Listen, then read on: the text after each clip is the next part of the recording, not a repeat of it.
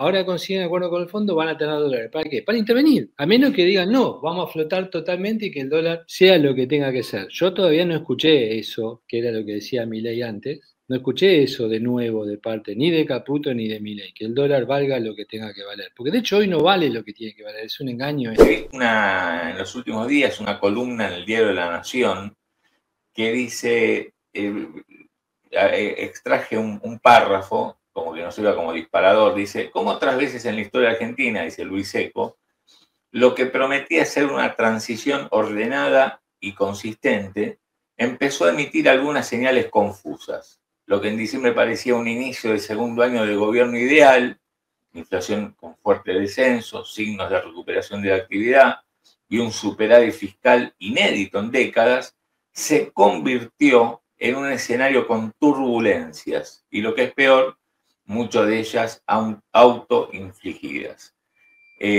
A ver, ¿qué nuevo escenario? Está muy claro lo que vos decís, tu postulado, el diagnóstico. Ahora, ¿qué escenario estás viendo vos hasta donde se pueda ver? Digo, vos decías, veníamos fenómeno, y no hace 2 años, 3, 4, hace 2 meses. ¿Qué cambio? ¿Qué pasó? ¿Y hacia dónde vamos?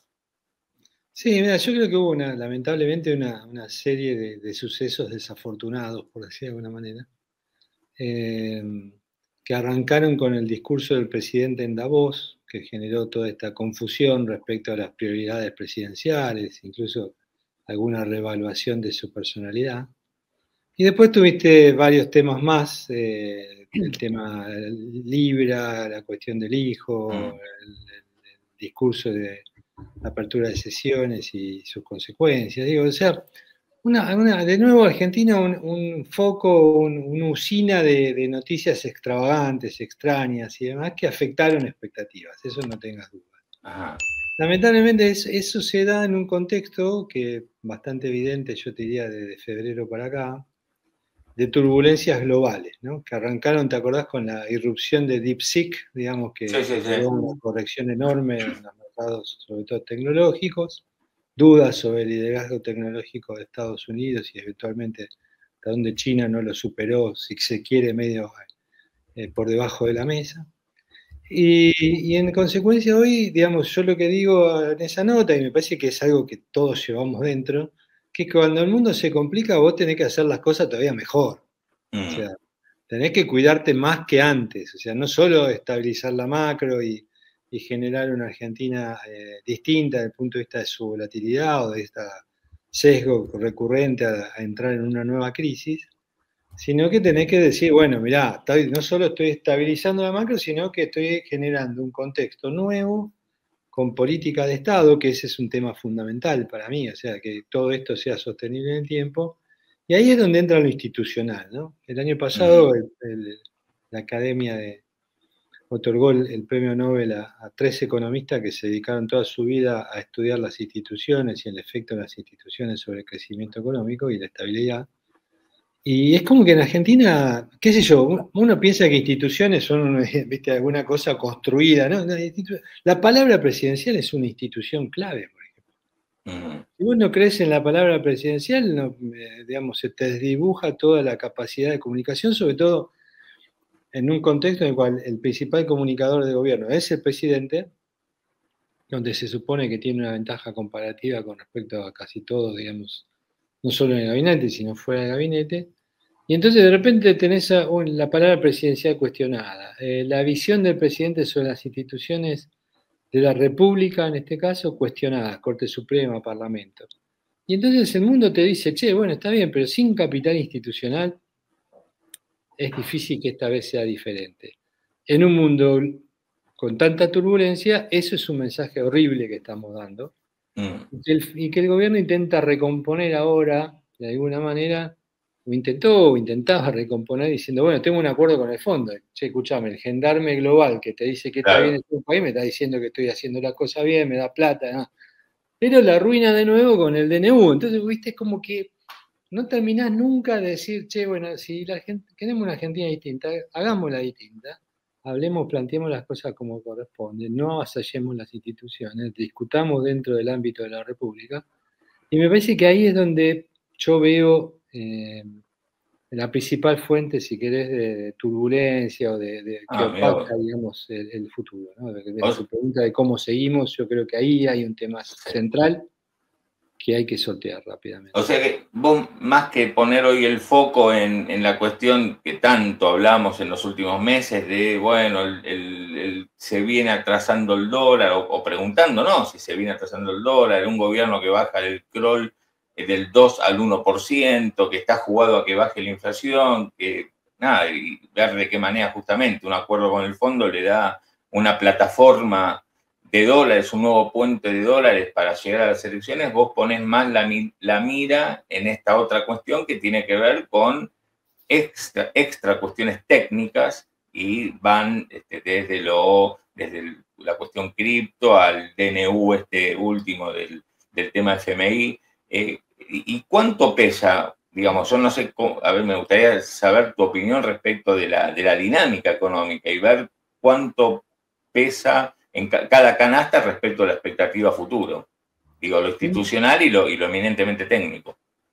Mira, Claudio, ahí hay un tema que mencionaste y que me parece central, que es esta discusión del talón de Aquiles, si querés, de la estabilización, de lo cual no hablé en la primera parte, claro, que es la política cambiaria, ¿no? Y hasta dónde el acuerdo con el fondo puede influir en esa política cambiaria o lo que llamamos usualmente el levantamiento del cepo y hacia dónde va en las cuestiones relativas al tipo de cambio. Yo creo que el gobierno cambió de trinchera en los últimos meses porque antes acusaba de cono chantas a todos los que decíamos que el tipo de cambio real se había apreciado y ahora ellos te lo reconocen, ¿no? Porque si tanto la nota de Milei de La Nación de hace un par de meses atrás o semanas atrás, cuando ya los econochantas eran los que supuestamente pedíamos una devaluación, cuando no lo hacemos, simplemente decimos que el tipo de cambio está apreciado. Y el ministro Caputo diciendo, che, no es una cuestión de que está barato el dólar, sino de que están caros todos los precios, están apreciados. Te reconocieron de que hay. Y lo que mostrabas recién, que me parece muy importante en términos de perspectivas, respecto de que se reevaluaron las expectativas de inflación hacia arriba, hacia el alza. Eso con esto que mencionaste del 1% de Crowley hace que la persistencia de la apreciación sea más fuerte, ¿no? Porque si yo evalúo expectativas, me voy más cerca del 3 que del 2, y si voy al 1 con el tipo de cambio, evidentemente la brecha o esa sensación de que estamos caros en dólares se agrava. Y cuando uno ve que uno dice, che, qué caro que está todo en dólares en Argentina, la pregunta es, puede ser como dice el ministro, el problema es que está todo caro, los precios están todos volados y son irracionales y tienen que bajar, o como concluimos la mayoría de los argentinos, incluso sin ser economista, para cuestión de práctica, no, pará, lo que pasa es que el dólar está barato. Claro. Y entonces ahí yo te diría que es donde uno dice, ¿cómo sigue? A mí me parece que la política cambiaria está en el eje de ese cómo sigue, ¿no? O sea, si no se le da un mínimo de sustentabilidad a la política cambiaria, empezás a tomar decisiones en el margen que hacen más difícil la estabilización. Entonces, mantener la inercia inflacionaria al 3% mensual, con algún rebote en algún momento si las expectativas hacen que los argentinos dolaricemos las carteras. Uno dice, bueno, el acuerdo con el fondo. Ahora vos fíjate una cosa simpática, si querés, ¿no? El otro día leo los diarios y en 2 diarios distintos uno decían que estaban celebrando los que tenían deuda en dólares que vence ahora en julio porque sabían que con los dólares del fondo se va a poder pagar esa deuda. Claro. Y al día siguiente leía que celebraban, usando el mismo verbo en otro diario, celebraban los que tenían deuda en pesos, no ya deuda en dólares, sino deuda en pesos, porque cuando quisieran irse la deuda en pesos a dólares, iban a estar los dólares, o están para uno o están para el otro, no alcanzan para todo. Claro. La idea de que el mercado de pesos celebra, o de que el mercado de dólares celebra el acuerdo con el fondo porque creen que los dólares son para ellos, ahí te indica que hay un tema con la política cambiaria, ¿no? Me parece que no podemos... Sí, perdón. Con este tema de la política cambiaria y del dólar, que vemos que es un dólar que está anclado y que está sostenido en estos niveles, ¿no? Con la intervención que hemos visto durante los últimos meses, es que tenemos la inflación también en el nivel que tenemos. O sea, tenemos una inflación que está en el 2%, con alguna expectativa de al alza, como recién mostrábamos, pero que está atada a que el dólar no se mueve, ¿no? O sea, el presidente dice y todo el tiempo refuerza que es una cuestión, o sea, que la inflación viene de una cuestión monetaria, pero después uno ve que hay algunas ataduras que hacen que esa inflación la tengamos ahí contenida. ¿Cómo evalúas vos esto? También en medio de un acuerdo con el Fondo Monetario y con lo que se vendrá en materia cambiaria.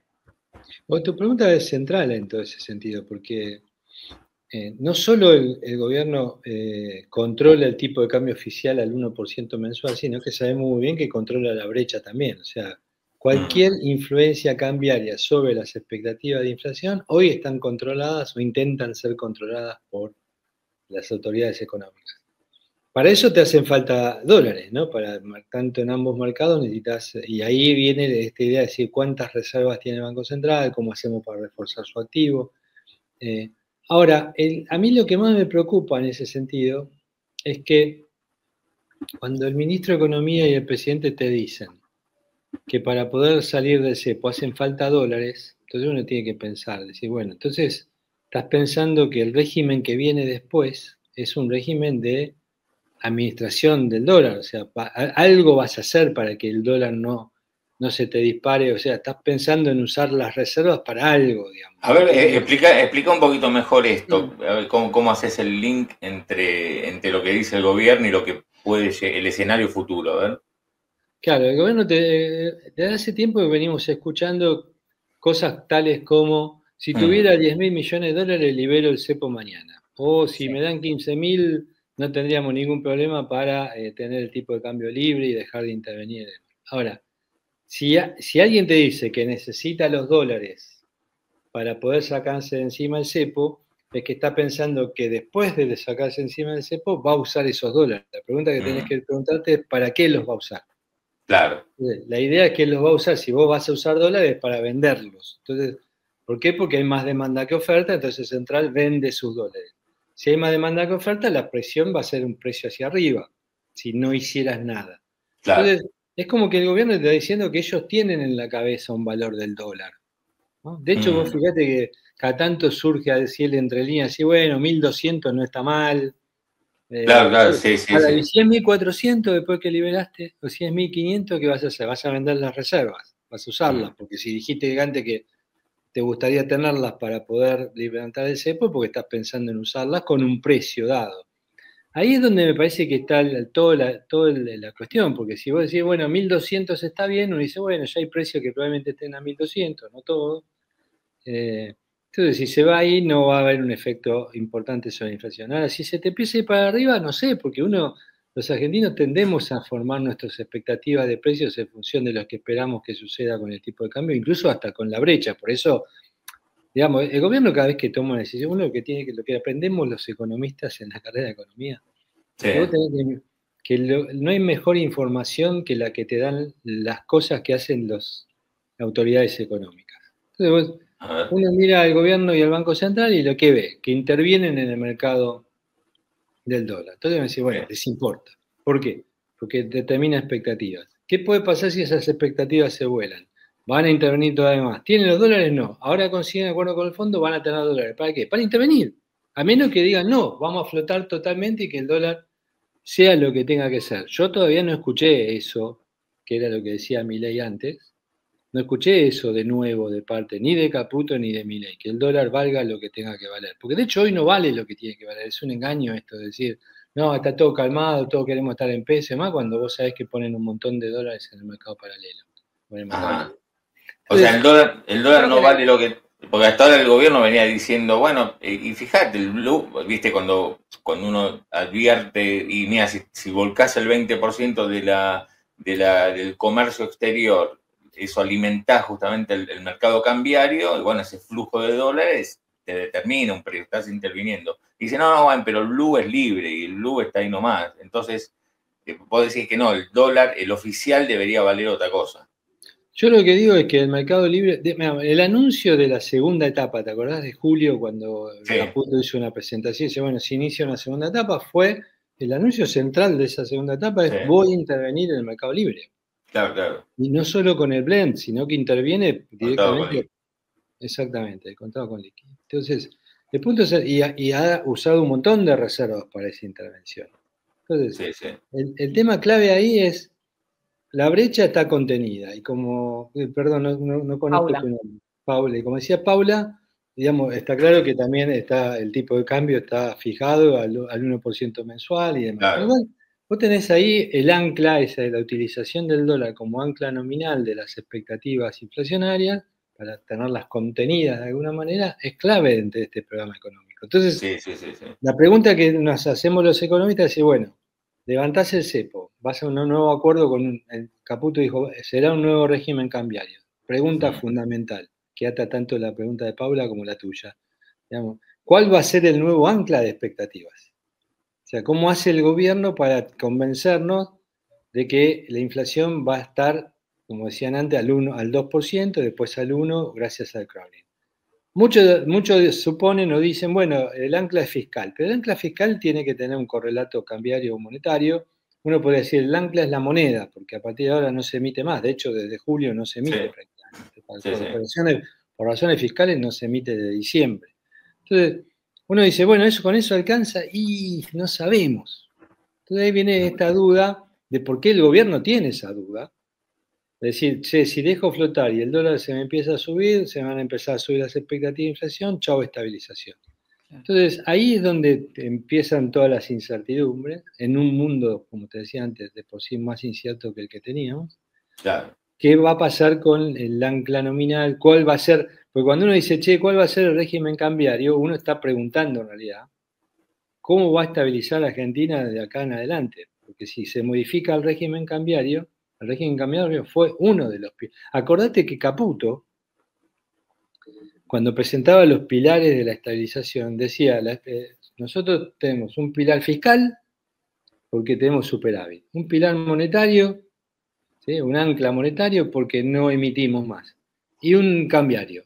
Y después dijeron, tenemos dos cambiarios, porque tenemos el tipo de cambio oficial con el crawling peg y el tipo de cambio paralelo con la brecha controlada. Entonces vos fíjate que es un programa que funciona con 4 anclas o pilares de estabilización. Si cambias el régimen cambiario, se te van 2. Si vas a un régimen de flotación, digamos, empezás a tener discrecionalidad sobre la política monetaria, con lo cual la cantidad de dinero habrá que ver cómo la maneja el Banco Central. Entonces ahí habrán leído los oyentes también, que se especula en los medios, y bueno, por ahí van a un régimen en el cual se anuncia cuál va a ser la cantidad de dinero para sustituir el ancla fiscal. Sí. Bueno, toda esa discusión está ahí dando vuelta con el fondo, y me parece que es donde todavía no se terminan de poner de acuerdo, ¿no?